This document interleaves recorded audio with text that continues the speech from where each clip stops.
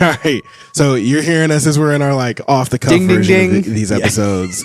But we're continuing our conversation. In the previous section, we talked about Wake Up Dead Men and got to this point of conversation of like, what does it mean for this to be a Christian movie or not a Christian movie and how we define it? And Josh was getting ready to go in a little bit on Engine is revved, bucko. on how we emotionally feel about these labels, the damage that they do. So Josh, go into either your question or like could just continue on what you were talking about. Let me tell you. No, so no, we kind of closed out talking about this idea of, you know, labels, especially in church culture, of like labeling something Christian or not, kind of keeps us safe. Like it kind of becomes a way to not engage culture in terms of understanding and maybe witnessing and stuff like that.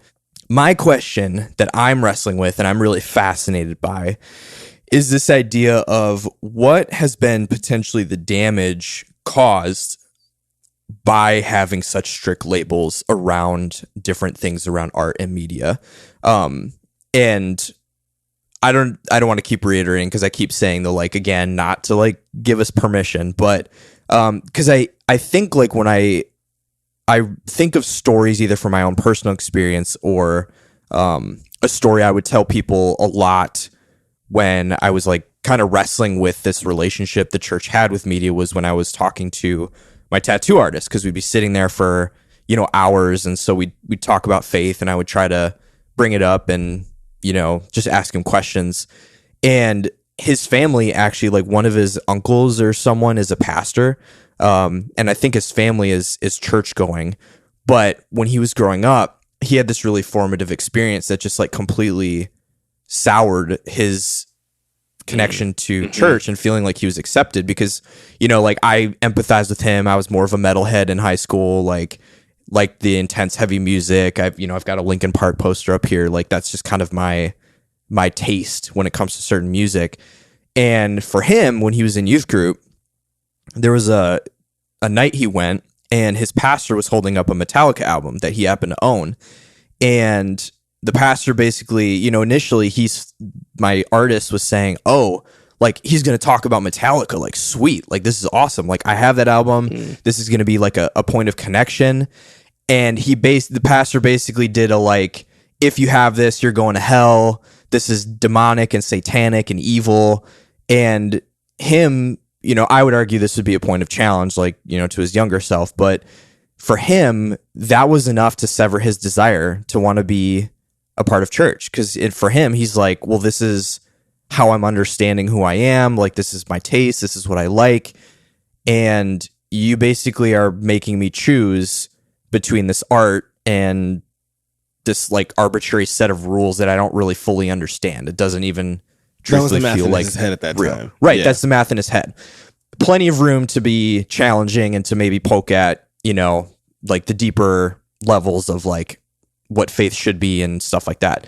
But I think at that core heart moment, when I heard that story and when I would share that story, those points of challenge that we could bring up aside, I was really struck and hurt on his behalf that something as simple as a musical album was used to potentially sever his curiosity with Jesus and art and God and where all of that kind of intermixes. Now, does that mean, you know, we should just listen to Metallica because we like it and, you know, that's our thing? No, but I think there is this question that I have of like, when our theology around creativity and art is so rigid, and not to our definition that we talked about in the last episode, which is like rigid kind of for the point of proving that like not as many things are Christian as people say that they are. But rigid in the sense of like, if you desire to be a Christian, you cannot and should not engage this. It makes me wonder, what are the ripple effects that are happening and have happened because of that? And how has that maybe actually set up some of the current issues that we're facing in church when it comes to media literacy or honestly, even like not just movies in Hollywood and that sphere, but just biblical literacy too. Yeah. You know, and like not being able to grapple with the weirdness of some of the Bible and some of the cultural context that, isn't as clean and pristine as we would like it to fit into kind of our modern Western culture and stuff like that. So so that's kind of my like floating question. If you have an answer, I'd be curious. I'd also be curious if from your experience in the faith, either if you have a story like that that's personal to you, or someone where there was like a weird line in the sand that was drawn around art, and that line in the sand kind of had like consequences in some factor about faith. No, nobody drew the line for me. I think there were things that I like implied were, you can listen to this around church friends, you cannot listen to this around church friends. Sure. But there was nothing that was like, it was just, again, like, how clean is it? How safe is it? Can a 4-year-old be in the room and listen to it with you? Sure. Can your great grandmother be in the room and listen to it with you? Type of rules, right? I think that great grandma probably shouldn't be in the room if you're reading Song of Solomon, if you know what I'm saying. Hey, you got here somehow. But I think the idea of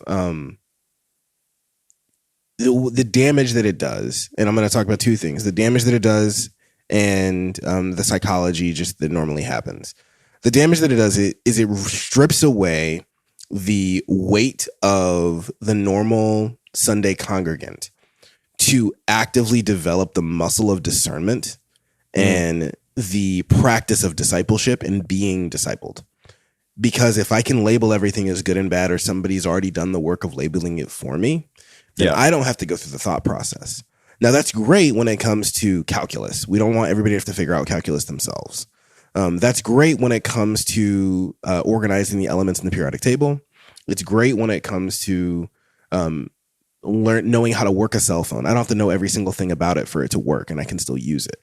It's not good when the very thing I'm supposed to be doing is shaping my identity by the renewing of my mind, if I'm not developing my mind, which is why one of the big battles in churches right now is screen time for kids.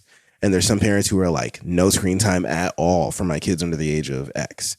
And there are parents who are like, well, I want to be able to like share my kids things that I grew up watching that were really helpful and foundational for my faith and understanding that are clean.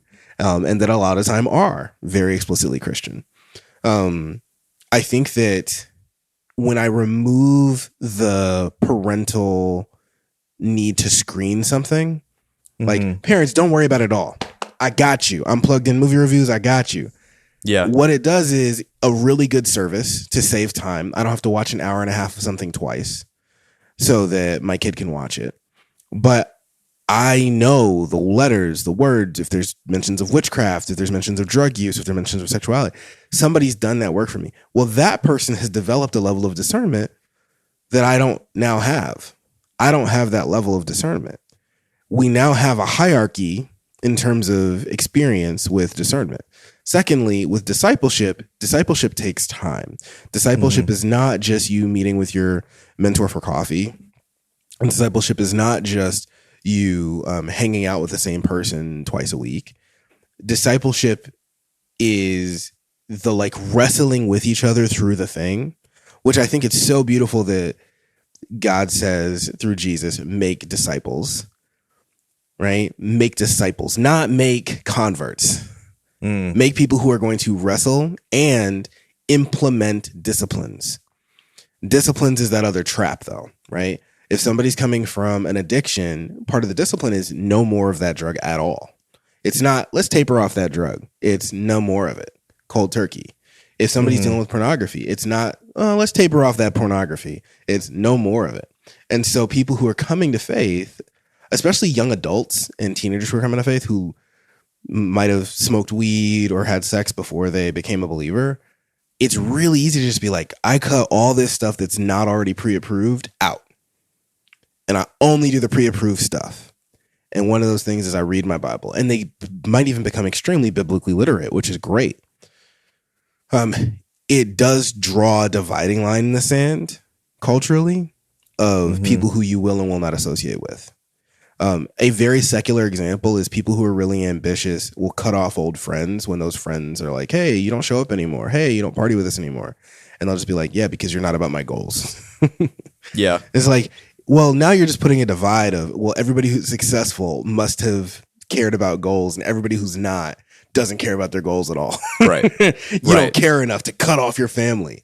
You don't care enough to not show up to drink, like all that type of stuff, which is all is discombobulated junk anyway. But in the church, we'll do that, and then we'll accidentally cut people off. And we'll wonder why they don't want to be discipled by us. And we'll wonder why they don't want to practice discernment and discipline. Well, it's because every time I try to ask a question about something, you just shoot me down. I don't get to process it. You don't explain to me why this desire does not follow God's design. You just tell me that it's wrong and I need to stop it. And that's hard. Go figure. Why do so many people taking the GLP-1 right now is because the desire to say no to something you want that's an immediate is hard without that chemical change in you. Like the discipline is harder to develop.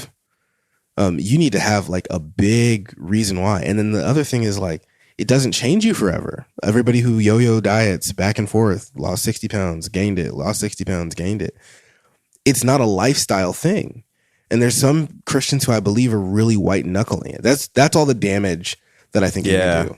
And then the second thing about like the psychology, people can twist whatever they want to twist two ways.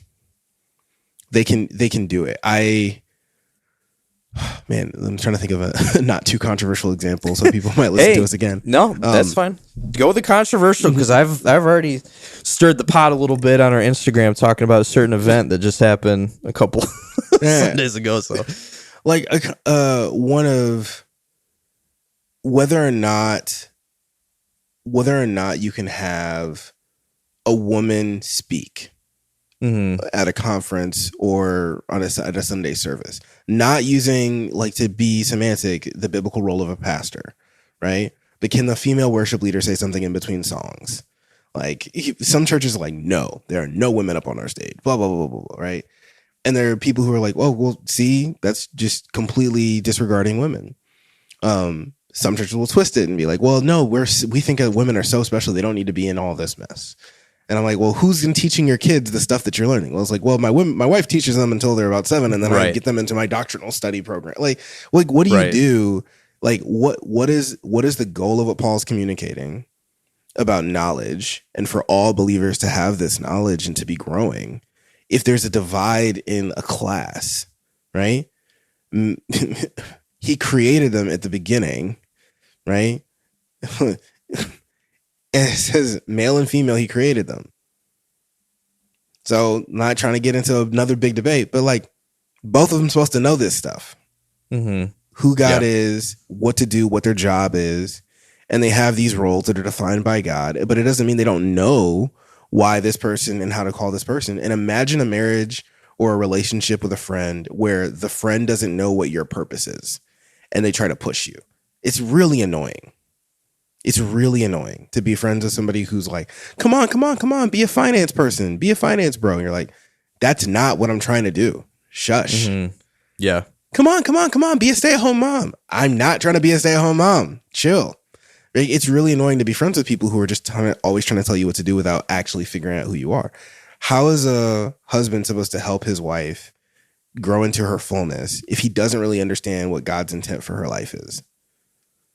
Like, he just goes with what has already been discerned and what has already been discipled. Like, he doesn't do any of the work himself to go, let me actually look at this person who is God's daughter and her gifts and her talents and my goals and figure out if my goals are even good or aligned with God for her. Right? Or do I just want her to be an appendage to my life? That changes how helpful he is as a husband to his wife. And the vice versa. How do you get a man who's sort of a knucklehead to shape up? Do you just call him a knucklehead and be like, hey, why aren't you like this Christian man at our church? Or do you go, hey, you know what? I see these gifts in you that are very different from all these other men. I want to call you into that. I want you to follow God's role here. But you still have to do all these things that he also tells you to do. Right? And it's a very woman at the well approach. Right? It's not this, let me leave room for interpretation. It's no, there's some things that there's no room for interpretation, but you as an individual, you know what you're doing is wrong here. And you know, this is what God's calling you to do. And then when people walk away, they're not, Josh is a jerk. When people walk away, they're like, hey, Josh called me out on something that's really good and I need to work on some stuff. Like, but I'm really glad he cares for me and he won't just let me sit around and do nothing, you know? Kids like that, you know, like I liked that from teachers who really believed in me. If I was selling myself short, you know, but Christians, we don't talk to people sometimes when they don't believe what we believe. Like, hey, God has this plan for you. You're selling yourself short. We just go, these are the answers. Don't discern it. Don't get discipled by it. We're not going to be patient with you. We're going to leave you behind if you don't step up. And it puts this divide there. Yeah. And sometimes it's just because I'm anxious or I'm nervous of like, well, if I have this person who's still struggling with that over here, like, that's going to rub off on me. Like I haven't been washed with the blood. Like I don't have the Holy Spirit in me. You know, I might have a boundary in the friendship or the relationship, but I still can be alongside this person, you know, if God thinks unity is that important. So that was a long-winded answer, but like we have to acknowledge that it's not always all or nothing in the way that we communicate, and acknowledge that like there's not these watershed moments all the time. It's really a learned thing that we do that does damage to our discipleship and our discernment. Yeah. You made me think of, so I've been doing, just with some of the stuff going on in the world, I felt convicted to do, I think for myself and also just to process our situation in America, the phrase hardness of heart. And so I kind of did some research and just like compiled some different verses and things like that. And one that was really fascinating to me was Zechariah 7. And there's this moment where you've got the people of Israel who they've been adopting this fasting habit, I guess that they would say. And so they are like asking, so I'll just read. So this is Zechariah 7. So now the people of Bethel had sent Sherazar and Regemelech and the men to entreat the favor of the Lord, saying to the priests of the house of the Lord of hosts and the prophets, should I weep and abstain in the 5th month, as I have done for so many years? And God's response is, then the word of the Lord of hosts came to me, Zechariah, say to all the people of the land and the priests, when you fasted and mourned in the 5th month and in the 7th month for these 70 years, was it for me that you fasted? And I did some research because I was like, wait, like, weren't they supposed to be fasting? Like, weren't they supposed to be doing that? Like, isn't that a God-ordained act? But the context, as far as I understand, is that fasting was self-imposed. That was done at Israel's choice to appear and to feel like they were doing something holy to deal with the situation that was going on. And so God's challenge is not to say that, like, no, fasting is bad, you shouldn't have been doing that. But he's basically like, are you doing that because I told you to do that, or because you thought that that was actually solving the problem? Because you actually thought that that was dealing with the real issue. And that, like, blew my mind, because then as you read further, you know, God basically goes into this whole diatribe, which he is like, render the judgments, show kindness and mercy to one another, do not oppress the widow, the fatherless, the sojourner, or the poor, and let none of you devise evil against another in your heart. And then that was, and God being his answer, being like, I never asked you to fast. I asked you to do these things. And you're playing this weird mental game over here, absolving yourself of doing the real work and claiming that that other decision is holiness. And then I love at the end, he basically has this whole thing. He's like, so yes, I am asking you to fast. And I'm not just asking you to fast 2 months. I'm asking you to fast 4 months. And so it gives them like, but to me, this whole idea of like media, art, cultural literacy, stuff like that, I feel like you hit something really, really important, which is this idea of discipleship and us as believers for this. And to this verse I just read, for the sake of appearing holy, we're creating shortcuts to actual substantial spiritual development. And as a result, we're kind of getting caught with our pants down in different situations to be, what's the word I'm looking for? Obnoxious, I guess, in putting it. But like, we're getting caught in these situations where we're like, we don't really know how to actually sound like we know what we're talking about when it comes to faith, when it comes to truth, when it comes to God's ordained will for creation and us in it. Because when we get asked hard questions, well, everyone's just been given the canned, safe answers. And versus, yeah, dude, I had to wrestle with that question. Here's some things I'm sure you are feeling. Is that true? Yes. Well, here's how I kind of walked through it, and some things that I had to concede, some things that I had to grow in, something, right? Like, that is such a fuller answer when it comes to something like, why do you allow yourself to listen to, like, quote unquote secular music? Why is that? Well, because I had to wrestle with these things, and I had some things like this, and I read this, and I looked at Acts 17 and blah, blah, blah. And I had this idea of, like, what if blank was true? And what if through prayer and continual presenting it before God as something that I'm in my freedom in Christ, allowing myself to participate in, with the full knowledge that he might at any point pull the plug and rip the cord out and be like, bro, you got to stop. That, like, right now I'm seeing other ways of engaging this that are not mindless and are not ways that we would say are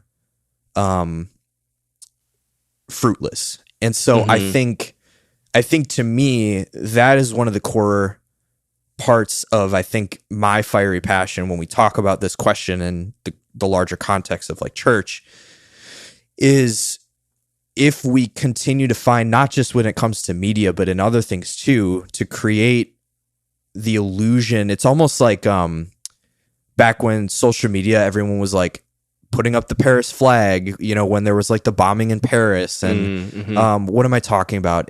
There was a specific term that was used. It was like something like virtue signaling. No, it wasn't quite virtue signaling. It was literally like, you're doing things on social media that are intended to look like you care about a problem, but you're not actually really doing anything about the problem. You're just kind of like, yeah. There was some term I learned about. Yeah, I learned about some warriors. There's a lot. There's a lot of no. Yeah, there's a lot of. It was less.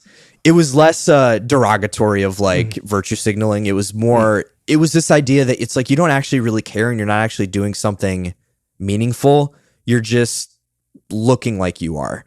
And I feel like that has been a symptom of our churches and us as believers, like myself included, where we're creating shortcuts and trying to speed up the process of like real substantial change and transformation or knowledge and like wisdom accumulation or levels of discernment by doing something that I think is good-hearted, like you said, with Plugged In. Like, I don't think they're like some kind of like evil organization. No. But I think how it's been used and how their work has been seen and kind of embraced is kind of like a shortcut thing. And I think that should be something kind of like what you were saying in our last section about Wake Up Dead Man and kind of the challenge to the church of like, maybe there is something in this movie that should be challenging me. Like, maybe I want to see myself as Judd, who's this like, oh, you're just like pushing through all the hard stuff to be the pastor. But like, maybe you're actually the kid who is trying to take advantage of a moment and is, you know, using that to like leverage a bunch of personal success, you know, or maybe you're this greedy, you know, doctor, or like, you know, there's probably another character that we could all say, I look like that person and that doesn't make me feel good. Yep. And that should be a challenge. But like, that gets to, it's like, so if you're not even going to do that with a Hollywood movie, how can you trust yourself that you're doing that with scripture? Yeah. And I think that becomes a bigger issue. Yeah. And I think if you're a pastor, for sure, especially a non-liturgical or non-church calendar pastor, you need to be checking yourself consistently, because it just gets into your head that like, oh, all these people are following me. All these people listen to me. I am the head of this spiritual organization. I have the most, you know, hours of reading scripture. But yeah, I 100% agree that like we're trying to talk about don't push this work of discernment off. Show your work. You know, like I'm hoping that Josh and I are showing you as you listen to us. We're trying to do our work. We're not just trying to be like, oh man, we really like this. Let's just try to figure out how we can make it Christian. Yeah. Like, no. We are picking stuff that we like to share, but we're not saying we watch it. We don't watch everything. Neither of us watch everything. Some of it's not good for Josh. Some of it's not good for me. Yeah. Some of it's just not good. Some of it's like, just not it's good. just not quality. It's not worth my time. Like, yeah. I'll say that this should close out this section and we can do another section. But one of the things that was really, really groundbreaking for me in terms of darkness pointing me to light is I got really into Law & Order SVU when I was in high school. And Law & Order SVU... Really? I know you've mentioned that before, but when I think about that, that's such an interesting... It starts out... Yeah, like, that and show. The West Wing were very, very helpful for me to like be questioning things in my face. Like discussions I didn't get into with adults. But they made me ponder. The thing that Law & Order SVU had that probably doesn't have after 20-something seasons. Sure. But the characters would ask themselves, like, what does all this mean? Like, it starts out, for those of you who don't know, in the criminal justice system, sexually based offenses are considered especially heinous. And it's like abusive kids, abusive people who are disabled, in the disability community, like just horrible, horrible, horrible crimes. And there's a little bit of intrigue in like how they figure out who done it part of it. But the fact that they have to work with the legal system and like some of these people are not punished in the way that we would like, or like there's a loophole or there's something like a person gets justice, but like they still have to live with the consequence. And then the characters would ask themselves like, what do we do about this? Or how do we move on to the next day? And I was like, wait, I believe in Jesus. I made a profession of faith not too long ago.